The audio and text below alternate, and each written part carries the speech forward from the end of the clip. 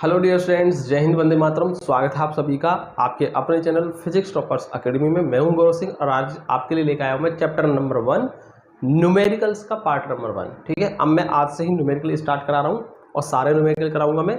कुछ एक दो मैं न्यूमेरिकल आपके लिए होमवर्क में भी दिया करूंगा, उसके आंसर आपको कमेंट बॉक्स में बताने हैं, कमेंट करके कितना आंसर आया आपका। ठीक है, तो देखिए लेक्चर नंबर 1 यानी एक तरीके से पार्ट नंबर 1 हो गया हमारा। ठीक है, और देखिए ये जितने भी मैं क्वेश्चन कराने वाला हूँ वो एक्टिव पब्लिकेशन यानी एक्टिव वाली बुक है चित्रा पब्लिकेशन की, उससे कराने वाला हूँ। अब कुछ बच्चे कहेंगे सर हमारे पास तो चित्रा वाली बुक है ही नहीं, हमारे पास तो अदर राइटर की है। तो उन बच्चों को मैं बता दूं हर बुक के अंदर लगभग सेम टाइप के क्वेश्चंस हैं। ठीक है, तो ऐसा नहीं है कि ये क्वेश्चन मैं करा रहा हूँ तो ये क्वेश्चन बाकी अदर किसी बुक में आपको मिलेंगे ही नहीं। हो सकता है डिजिट थोड़ी बहुत चेंज हो, बस तरीका ऐसा ही होगा। तो इस टाइप के देखो, अब है Q बराबर NE वाला फॉर्मूला। इस फॉर्मूले पर बेस्ड मैं न्यूमेरिकल करा रहा हूँ, यानी क्वांटाइजेशन ऑफ चार्ज पर डिपेंडेड कुछ क्वेश्चंस करा रहा हूँ मैं आपको। तो ऐसा नहीं है कि इस बुक के अंदर ये हैं तो इस टाइप के क्वेश्चन आपको दूसरी बुक में नहीं मिलेंगे। जो भी आपके पास बुक होगी उसमें इस टाइप के न्यूमेरिकल्स आपको जरूर मिलेंगे। तो अगर आप इन न्यूमेरिकल्स को मेरे साथ प्रैक्टिस कर लेते हैं तो इसी के बेसिस पर जो भी आपकी बुक होगी उसमें जो भी आपके न्यूमेरिकल्स होंगे वो अपना आप हो जाएंगे। ठीक है, बस आपको यहाँ समझना है तरीका क्या है वो समझना है, बाकी अपनी बुक से आप आराम से कर सकते हो। ठीक है, और इनको भी प्रैक्टिस कर लो क्योंकि जितने ज़्यादा न्यूमेरिकल्स आप प्रैक्टिस कर लोगे उतना आपका ही फायदा होगा। ठीक है, इसको भी कीजिए और जो आपके पास बुक है उनमें से भी कर लीजिए आप, तो आपकी और ज़्यादा प्रैक्टिस हो जाएगी, तो आपके लिए और भी अच्छा हो जाएगा। ठीक है, तो चलिए करते हैं हम स्टार्ट बिना देर किए हुए। पहला है calculate the charge on 12.5 × 10⁻18 electrons, और ये 2018 में आया हुआ क्वेश्चन है। ठीक है, देखिए कैलकुलेट द चार्ज, आपको क्या फाइंड करना है? चार्ज फाइंड करना है, यानी Q बराबर, ठीक है, चार्ज फाइंड करना है, Q फाइंड करना है, और इतने इलेक्ट्रॉन्स यानी इलेक्ट्रॉन, नंबर ऑफ इलेक्ट्रॉन्स कितने हैं इसमें? N, नंबर ऑफ इलेक्ट्रॉन्स को N से रिप्रेजेंट करते हैं, 12.5 × 10⁻18 इतने इलेक्ट्रॉन है। आपको चार्ज निकालना है तो देखिए फॉर्मूला हमारे पास है ही Q = NE, तो हम लिखेंगे from Q = NE, from formula Q = NE। ठीक है, तो Q फाइंड करना है आपको, N की वैल्यू क्या है? 12.5 × 10⁻18, और E की वैल्यू देखो, E क्या है?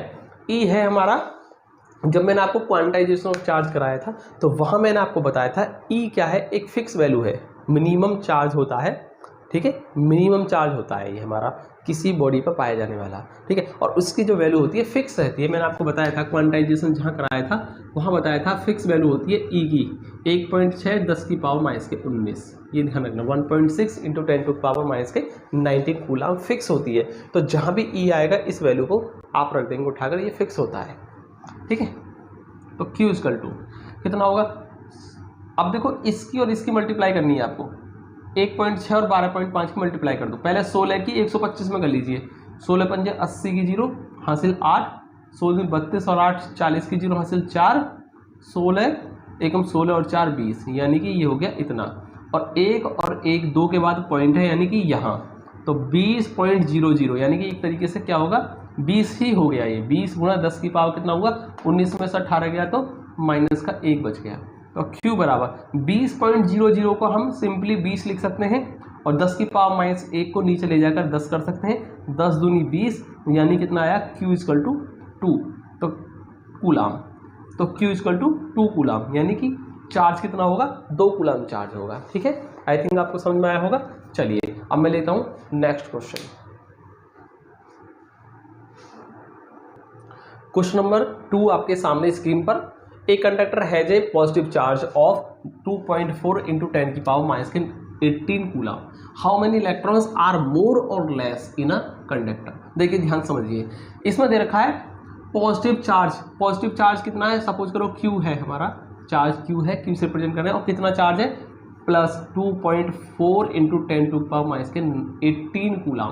तो इतना पॉजिटिव चार्ज दे रखा है किसी भी कंडक्टर के ऊपर, पॉजिटिव चार्ज है। तो ये कह रहा है कि कंडक्टर पर कितने इलेक्ट्रॉन अधिक है या कितने इलेक्ट्रॉन कमी है, यानी इलेक्ट्रॉन की कमी है या अधिकता, यानी इलेक्ट्रॉन एक्स्ट्रा है या उस पर इलेक्ट्रॉन घट गए हैं। ठीक है, यानी इलेक्ट्रॉन की कमी हुई है या अधिकता हुई है, यानी इलेक्ट्रॉन आए हैं या इलेक्ट्रॉन गए हैं, एक तरीके से ये पूछा आपसे। ठीक है, तो चलिए इसका आंसर हम देंगे बाद में, पहले हम हाउ मेनी इलेक्ट्रॉन्स यानी नंबर ऑफ इलेक्ट्रॉन्स फाइंड कर लेते हैं। नंबर ऑफ इलेक्ट्रॉन्स आपको फाइंड करने हैं इसके अंदर। पहले तो ये देखिए आप, ठीक है। चलिए कैसे करेंगे, देखो फ्रॉम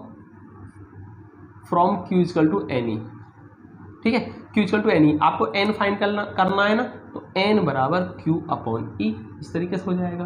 तो Q की वैल्यू कितनी है, आप लिखेंगे 2.4 इंटू 10 टू पावर माइनस के 18, और यहाँ आप कर लेंगे E की वैल्यू 1.6 10 टू पावर माइनस के 19, ठीक है। अब जरा ध्यान से देखेंगे इस चीज़ को, आप इसको कर लें 2.4, देखो पॉइंट से ये, इसके पॉइंट से पॉइंट खत्म, यानी एक तरीके से क्या हो जाएगा, ये आपका 24 हो गया और नीचे हो गया आपका 16, ठीक है।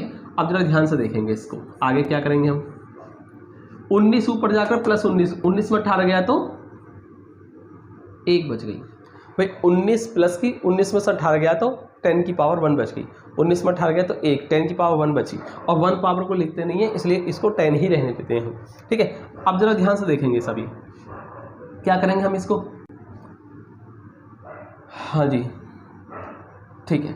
अब देखिए इसको 4 से काट दो, 4 चौक 16, 4 6 24, इसको 2 से काट दो, 2 दूनी 4, 2 3 6, यानी एक तरीके से हमारा क्या बचेगा, ये बचा हमारा 3/2, और 10 की पावर कितना हो जाता है, ये 10 की पावर यानी 10 ही रहेगा, ठीक है। और 2 से काट दो इसको 5 बार, तो कितना आएगा, 5 के 15, ठीक है।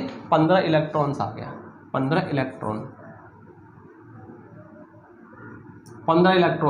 अब इलेक्ट्रॉन कम है या ज़्यादा, यानी कि मोर और लेस का आंसर देना है।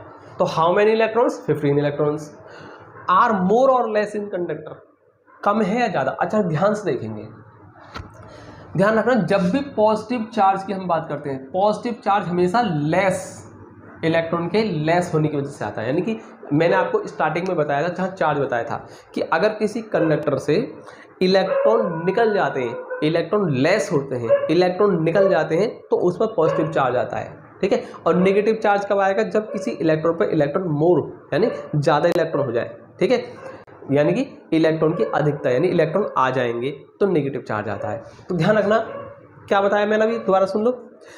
पॉजिटिव चार्ज अगर किसी ऑब्जेक्ट पर है तो इसका मतलब उस ऑब्जेक्ट से इलेक्ट्रॉन निकले हैं या उस कंडक्टर से इलेक्ट्रॉन निकले हैं, और किसी कंडक्टर पर नेगेटिव चार्ज है तो इसका मतलब उस पर इलेक्ट्रॉन आए हैं। तो ध्यान रखना, अब इस पर पॉजिटिव चार्ज है, तो पॉजिटिव चार्ज मैंने बताया अभी कब आता है, जब इलेक्ट्रॉन निकलते हैं, और इलेक्ट्रॉन निकलेंगे तो क्या होगा, लेस, क्या होंगे, इलेक्ट्रॉन लेस ही तो होंगे। तो आप लिखेंगे 15 इलेक्ट्रॉन्स लेस होंगे। समझ में आया आपको, आई थिंक आपको समझ में आया होगा जो मैंने आपको समझाया, ठीक है। कोशिश की मैंने आपको अच्छे से समझाने की, समझ में आ गया होगा, ठीक है। ध्यान रखना पॉजिटिव चार्ज जहाँ भी होगा वहाँ लेस होगा, ठीक है, इलेक्ट्रॉन क्या होंगे, लेस हो जाएंगे कंडक्टर के अंदर से, और जहाँ नेगेटिव चार्ज होगा वहाँ इलेक्ट्रॉन मोर हो जाएंगे, यानी कि इलेक्ट्रॉन क्या हो जाएंगे, उस पर आ जाएंगे कहीं से, ठीक है। इस तरीके से आप याद रखो, ठीक। चलिए लेता हूँ मैं अगला क्वेश्चन।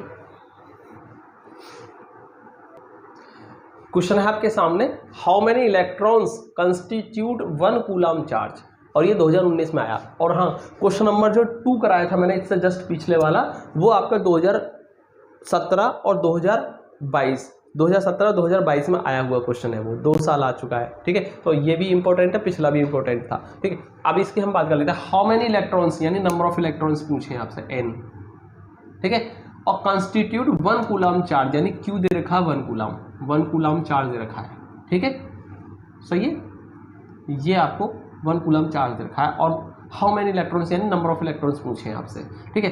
तो देखिए इसका मतलब क्या है, 1 कूलम चार्ज, जब भी आप 1 कूलम चार्ज की बात करेंगे तो 1 कूलम चार्ज का मतलब है कितने इलेक्ट्रॉन्स मिलकर के 1 कूलम चार्ज बनाएंगे, ये पूछा है आपसे, यानी 1 कूलम चार्ज के अंदर कितने इलेक्ट्रॉन्स होते हैं, नंबर ऑफ इलेक्ट्रॉन्स पूछे हैं आपसे एक तरीके से, ठीक है। तो देखिए क्या करेंगे हम, इसका सॉल्यूशन कैसे करेंगे, from Q equal to N E, ठीक है, नंबर ऑफ इलेक्ट्रॉन्स पूछे तो N equal to Q upon E हो जाएगा। अच्छा Q की वैल्यू क्या दे रखी है, 1 कूलम, ठीक है, 1 कूलम, और E की वैल्यू 1.6 10 टू पावर माइनस के 19, सही है। अब जरा ध्यान से देखना, यहाँ से पॉइंट हटेगा तो ऊपर 1 लगेगा, अब पॉइंट के बाद जितने डिजिट हुआ करते हैं उतनी ही ऊपर 0 लग जाती है, तो पॉइंट के बाद 1 डिजिट है तो 1 0 लग जाएगी, ठीक है। यानी ऊपर कितना हुआ 10 और नीचे हुआ 16, और 19 ऊपर जाकर के प्लस के 19 कर देंगे आप, 10 की पावर 19 कर देंगे, ठीक है। अब इसको ना आप एक काम कर लो, 10 इंटू 10 की पावर 18 कर सकते हैं या नहीं। देखो ध्यान से देखो, 10 तो ये वाला है ही, 19 को 10 गुना 10 की पावर 18 है, क्योंकि एक पावर ये होगी 18 ये, तो 18 और 1 19 हो गई, तो 10 गुना 10 की पावर 19 लिखा हुआ है, नीचे 16 है, तो 10/16 तो आपका है ही। ये 10 की पावर 19 को मैंने 10 गुना 10 की पावर 18 कर लिया है। ऐसा क्यों किया है? क्योंकि आसानी होगी अब हमें सॉल्व करने में। 10 इंटू 10 100 हो जाएगा आपका, 100/16 इंटू 10 की पावर 18। अब 16 में यानी 100 में 16 का भाग कर लीजिए आप, ठीक है। तो ये हो जाएगा 4 से करो, 4 चौक 16 और 25 चौक 100, यानी कि कहने का मतलब कितना होगा, 25/4 हो गया। 25/4 10 की पावर 18। अब जरा ध्यान से देखना, 25 में 4 का भाग करो, 4 छिंग 24, 4 छिंग 24, 1 बच गया, पॉइंट लगाकर 0, 4 दूनी 8, 2 बच गया, 4 पंजे 20, यानी 6.25 गुना 10 की पावर 18 आ जाएगा, ठीक है। इतने इलेक्ट्रॉन्स, ठीक। यानी कहने का मतलब क्या है, जब हम 1 कूलम चार्ज की बात करते हैं तो 1 कूलम चार्ज जब बनेगा 6.25 गुना 10 की पावर 18 इलेक्ट्रॉन्स मिलेंगे, तब जाकर के 1 कूलम चार्ज का निर्माण होता है, ठीक है। यह है इसका मतलब। चलिए मैं लेता हूं अगला क्वेश्चन।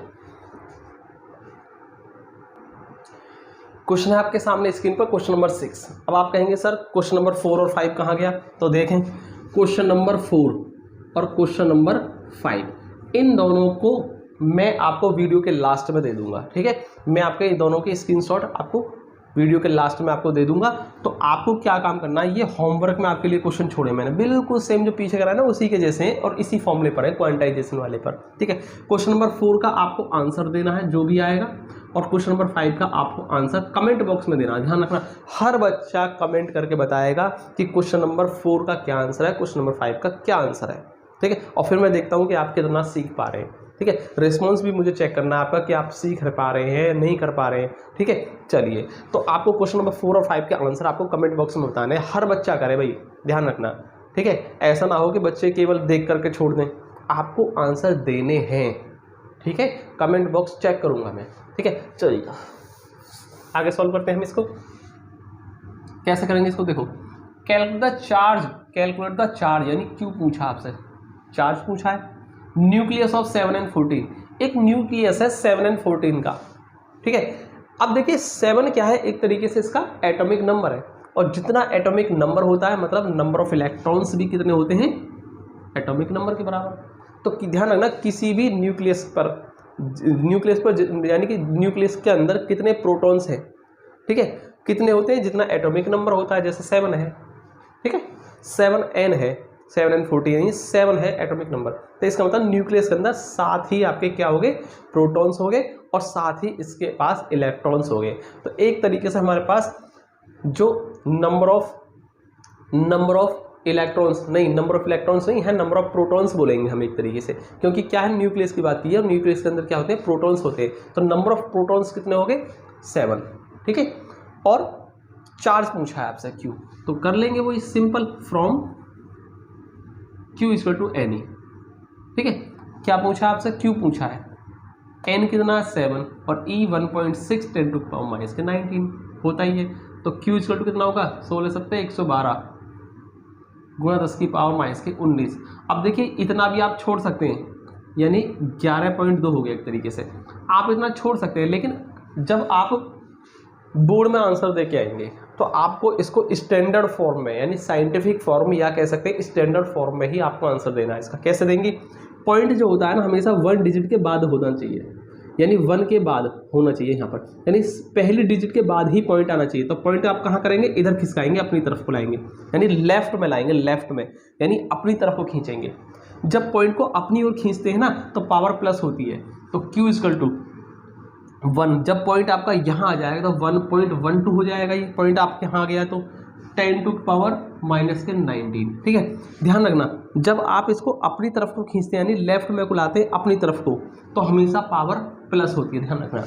और जितना रिप्लेस होता है पॉइंट, डेसिमल जितना रिप्लेस होता है उतनी पावर आ जाती है वहाँ। जैसे आप यहाँ से हटाकर यहाँ ला रहे हैं, यानी एक स्थान चल के आएगा, यानी एक डिजिट रिप्लेस होके आएगा, इसलिए इसको 1 कर देंगे। तो Q इक्वल टू कितना हो जाएगा 1.12 10 की पावर -19 + 1 -18, ठीक है, इतना कूलम चार्ज हो जाएगा। तो ये होगा आपका स्टैंडर्ड फॉर्म में आंसर। तो ध्यान रखना, जब आपका 11.2 है तो 10 की पावर -19 था, अब आपने पॉइंट यहाँ खींच दिया, नहीं 1.12 हो गया, ठीक है, तो पॉइंट ने अपनी जगह बदली तो पावर भी बदल जाएगी, ध्यान रखना। तो पावर कब बदलती है, जब डेसिमल अपना प्लेस बदलता है, अपना जगह बदलता है। जब डेसिमल अपनी जगह बदलता है ना, तो पावर भी बदल जाती है, ठीक है। तो चलिए, समझ में आया होगा आपको कैसे हमने यहाँ पर किया है। 11वीं क्लास में आपको ये अच्छे तरीके से सिखाया गया होगा, ठीक है। चलिए, तो मिलते हैं हम अगले वीडियो में। आज की वीडियो में हम इतना ही रहने देते हैं।